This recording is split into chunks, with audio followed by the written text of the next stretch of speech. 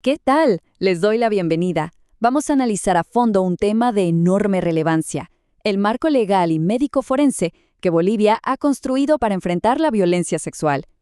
Quiero que sepan que este material fue preparado especialmente para quienes cursan la carrera de Derecho en la Universidad Privada Domingo Savio, como parte del módulo de Medicina Legal, y está basado en el importantísimo trabajo del Dr. Gustavo Limachi. Así que, sin más, empecemos.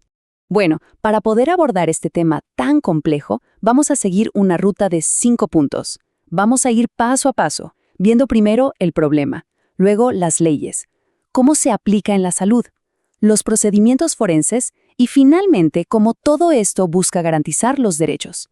Así vamos a ir armando el panorama completo. Y bueno, para entender cualquier tema a fondo, siempre hay que empezar por el contexto, ¿no? Por el principio. Vamos a ver por qué la violencia sexual en Bolivia es mucho más que un problema de seguridad. Es un grave problema de salud pública. Y aquí está una de las claves para entender por qué el Estado tuvo que intervenir de forma tan decisiva. El aborto inseguro, que muchísimas veces es una consecuencia directa de la violencia sexual, es una de las principales causas por las que mueren mujeres en el país. Esto, automáticamente, lo convierte en una emergencia, en un problema crítico de salud pública que exige una respuesta contundente. Entonces, con este problema tan grave sobre la mesa, la pregunta es, ¿cómo responde el Estado? ¿Cuáles son las herramientas legales, los cimientos sobre los que se construye toda la estrategia de protección a las víctimas? Y es que, ojo, la respuesta del Estado no es algo improvisado, no es algo que se sacó de la manga, para nada. Se apoya en 2 pilares normativos súper importantes, 2 documentos que buscan ser un verdadero escudo legal. Y aquí los tenemos. Estos son los 2 documentos clave que vamos a estar mencionando. Por un lado, la Sentencia Constitucional 0206-2014, que fue un verdadero punto de inflexión, un antes y un después. Y por el otro, la muy conocida Ley 348, que es la Ley Integral contra la Violencia.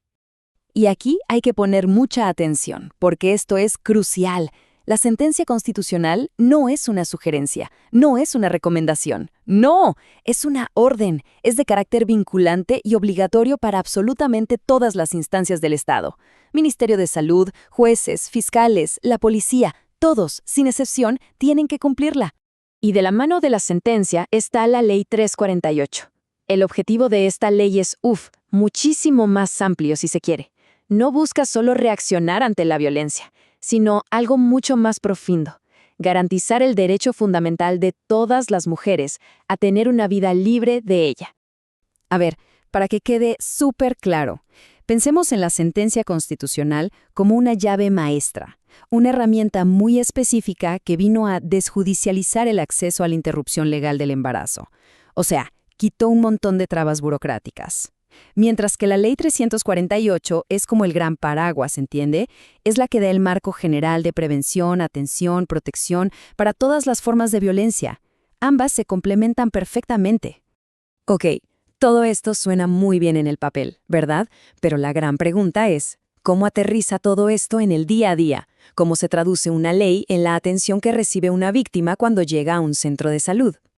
Pues bien, este documento es la respuesta. Es, digamos, el manual de instrucciones, el modelo de atención integral a víctimas de violencia sexual.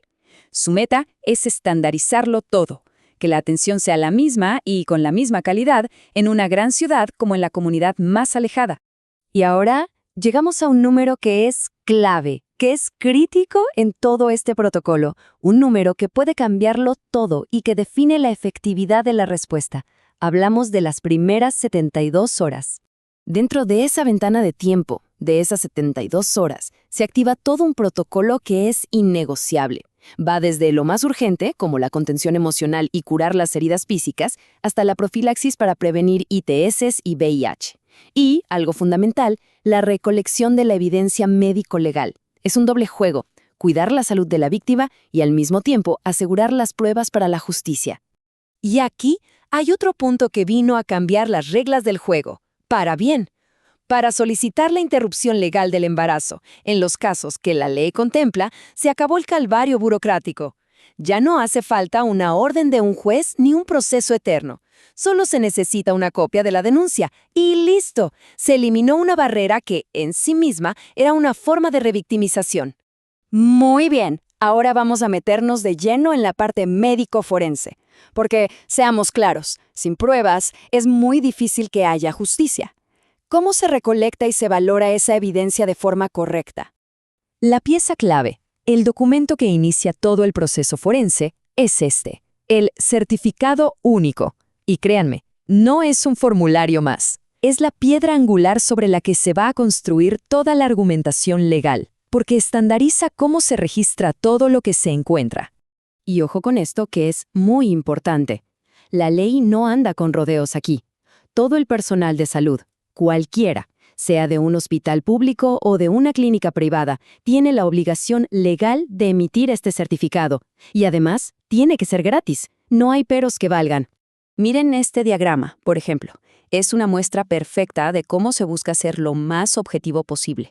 En vez de una descripción que pueda ser vaga, como moretón en el brazo, el médico puede dibujar con precisión dónde está la lesión, qué forma tiene, incluso qué tamaño. Esto, en un juicio, vale oro. Claro, el examen forense es un momento muy complicado. Hay que hacer un balance casi de cirujano.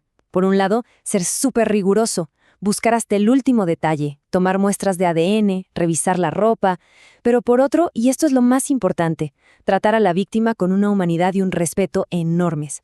La prioridad número 1 es no volver a lastimar. Y llegamos al último punto.